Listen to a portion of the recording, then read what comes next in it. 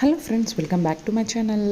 ఈరోజైతే నేను కుక్కర్లో చికెన్ కర్రీ ఎలా చేయాలి, గ్రేవీ వాటర్ కాకుండా చక్కగా ముద్దగా ఎలా ఉండాలి అనేది ఈరోజు ఈ వీడియోలో చెప్తున్నాను. చాలామంది చెప్తుంటారు నేను చికెన్ కర్రీ చేస్తుంటే జ్యూస్ అనేది వాటర్గానే ఉండిపోతుంది అనేసి. సో ఫస్ట్ అయితే మనం కుక్కర్ వేడైన తర్వాత ఇక్కడ నేను సర్సో ఆయిల్ కూడా యూజ్ చేశాను. సర్సో ఆయిల్ తర్వాత నార్మల్ మన సన్ఫ్లవర్ ఆయిల్ రెండు వేసుకొని చక్కగా పోపు అయితే వేసుకుంటున్నాను. అన్ని మసాలాలు లైక్ జాజిపత్రి, ఆనస పువ్వు అన్నీ వేసుకుంటున్నాను. ఆ తర్వాత ఆనియన్, మిర్చి, ఆ తర్వాత నేను ఇక్కడ గ్రేవీ వేసుకుంటున్నాను. Tomato puree like onions and tomato and అల్లం అండ్ వెల్లుల్లి వేసుకొని ఈ పేస్ట్ అయితే వేసుకోవాలి ఫ్రెండ్స్. ఈ పేస్ట్ ఇక్కడ చాలా ఇంపార్టెంట్. పేస్ట్ చక్కగా వేగిన తర్వాత మనం వీడియోలో చూపించే విధంగా చికెన్ వేసుకొని హై టు లో ఫ్లేమ్లో ఏదైతే ప్యూరీ వేసుకున్నాం అది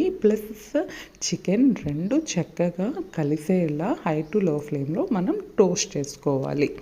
సో టోస్ట్ చేసుకున్న తర్వాత కొంచెం ఒక 5 minutes మనం మూత పెట్టుకుంటే సో చూసారా వాటర్ అనేది వస్తుంది. ఆ తర్వాత మనం రుచికి తగినంత ఉప్పు, పసుపు, కారం, ఇక్కడ నేను మిరియాల పొడి కూడా యూజ్ చేశాను. సో ఇవి కూడా వేసి మనం చక్కగా హై టు లో ఫ్లేమ్లో టోస్ట్ చేసుకోవాలి.